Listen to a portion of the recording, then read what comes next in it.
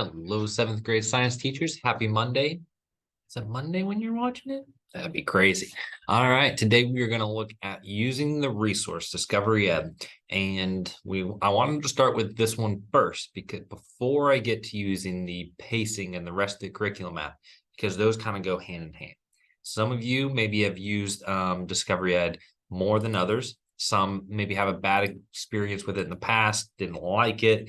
Some are new to the district. So we're all coming from different areas. Hopefully, using this new curriculum map, you'll see Discovery Ed like I see it, how it can be a huge benefit for creating engaging and diverse lessons that get your students thinking and talking.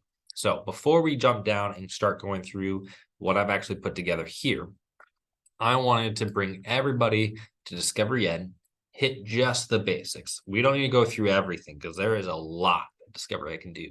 I want everybody to be really zoned in on the science textbook. That's where all of our resource and the learning is at. I'm going to highlight before we do so the classroom and briefly the assessment builder, just because I think those would be the other two tools that you might use more frequently. And then as we really dig into it, you do a unit, you're like, I really get Discovery Ed now. That's when you can start branching out and bringing in some other aspects of Discovery Ed. But I think when you're trying to learn the whole thing, it becomes too much. So we're going to focus in on that today to make sure that you can get to Discovery Ed. That link is right here on your, and actually that might be the wrong link. Let's see. I'll probably have to update that. Yeah, not the right one. But when you guys are viewing this, it is the right one, and it'll bring you here. You may need to sign in with your Google account. So to make sure that you do that, and then you are in. Okay. Yours will look similar to mine, but I do have a few other options like the admin dashboard. You may not have a social studies link, but let's briefly go over this and that, the My Classrooms. Further along, once we get to assigning things to students, and I don't encourage to assign everything to students or even very much, but sometimes it makes sense to assign it, and this is how you would come through. So when you come in, you default come in, you look at the assignments, and that would let you view how students are doing and completing it, the results, and all that information. If you want to look at the actual classrooms, you would click up here. So you're using your navigation bar up here to kind of bounce around. What's nice about Discovery Ed is we've linked it with Infinite Campus. So you won't actually have to create your classes. It should automatically be created and rostered based off of Infinite Campus. You may just come in and change the names to something that you want, or you can go through and double check all the students are there. I think sometimes you'll find that you get a new student and they won't appear until one day after that they've been on Infinite Campus. So sometimes you have that slight delay between the two systems, but other than that, it should all happen automatically, which is really nice. You can look at recent assignments. You can look at individual students. How are they doing? Once you start using Discovery Ed and having assignments, I think this will be a better time to really dive into using this. But I wanted to highlight it real quickly so that you guys know, okay, this is how I would manage my classes and assignments, similar to a Google Classroom, not much different. And then also, okay, how do I get back? Well, I just click on the logo and I am back to the beginning, right where I need to be. Perfect, loads up. Mine's a little bit slow just because I'm recording and on Zoom as well. The only other one that I want to highlight right now is the assessment builder. Okay, you might find this useful if you don't want to use the pre-made practice or summative assessments that they have. Maybe you only want a smaller number of questions, or you're looking for do now questions. This is how you can pull all the questions Discovery Ed has, either by topics or by standards, and then you can use those for your class. You can either assign them or just kind of copy paste them into your own slides or however you're presenting it to students. But that's a good way to get a lot of questions or make your own assessments. I won't go into the details there right now, but it's pretty straightforward. All right, we are going to dive into the science textbook. Let's click on this link. Now, you don't have to be. I'm going to go over the navigation of Discovery Education, but you don't need to be an expert just yet in order to do this, to use the curriculum map effectively. Because built into this and I'll highlight this in the next video, I've got the links that take you directly to where you need to go, so you don't have to worry about all the navigation. What I want everybody to have is like the baseline, how do I get from here to there, just so that people aren't getting lost within Discovery Ed and it's becoming a hindrance, okay? So I purposefully did this where Discovery Ed, when you click on that, if you've been on a different part of Discovery Ed in the tech book before, it's taking you right back to the last spot you've been. So I was actually on an activity, and when you do that, you're kind of locked in. And so you need to get out of the activity before you can navigate to where we need to go. You guys are in 7th grade, but if you'll notice, right now I'm in 6th grade. Now, you won't have to mess with this. Once you're in 7th grade for the year, you're pretty much there. But if you find yourself in the wrong grade, click on the grade right up here. And that's going to take you to the 6th grade unit landing page. But now that I'm here, you can see I can drop down and I can select where I need to go. So we'll select 7th grade. And so what this is going to look like now, think of it, we're in the very broad. This is the entire year of 7th grade. We've got my 4 units all laid out. 7th grade is beautiful. You got 3 concepts for each one. It's all straightforward, no mess. Love it. Okay, so let's take it from the very broad. That's my whole year. Let's go down to 1/4. So we'll jump in, click a view unit. And I believe I showed this screen when we did the unit landing page video. So you probably click it correctly. There we go. And so this kind of goes, all right, here's your unit kind of at a glance. You got your 3 concepts listed there.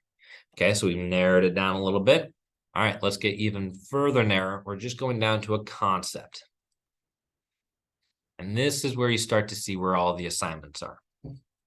So we are now in the concept. Let's say I clicked into concept 1.1. And I was like, I meant 1.2. You can actually, now that you're within a unit, if I click on this drop down, I can jump between unit or concept 1.1, concept 1.2, and 1.3. So that's good navigation to know right there. And then right here, this is your new navigation bar for going throughout the new concept. It defaults you into the intro page. You do not need to live on this page at all. Most of this stuff, like the can you explain, the learning objectives, quite a few of those resources, the vocab activities, I've built those into the curriculum so you don't have to go looking and navigating, trying to pull things out. I've already pre-put that into our curriculum app, and I'll show you that in our next video on the pacing guide. So really what you guys will be living in is on the 5 each tabs. Your engage, explore, explain, elaborate, evaluate. Those are the main 5 that you guys will live on, because that is where you find the activities. The activities are the videos, the questions, the readings, the simulations, the labs, all those sorts of things. You can figure out which they are just by looking. So visual literacy, video, formative items, they kind of give you a brief description here.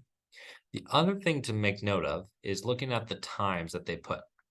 These aren't, I wouldn't say these are specifically or incredibly accurate, but here's what those times are really there for. And this is how I developed the pacing guide for the year. You'll notice this one's 15, 15, 15. So once you've added up 3 activities to 45 minutes, they are putting these 3 activities as a 1-day lesson. They kind of group them by groups of 45 minutes, thinking that's about much as time as you'll have in a class. Now, if you're on a block schedule, you have 90. So that's 2 days in one. But when I go to make a lesson, I'm going to look at these 3 activities, and I might pull a few other things in, like introducing my phenomena, maybe my vocab, but I can build an activity out of these 3 things.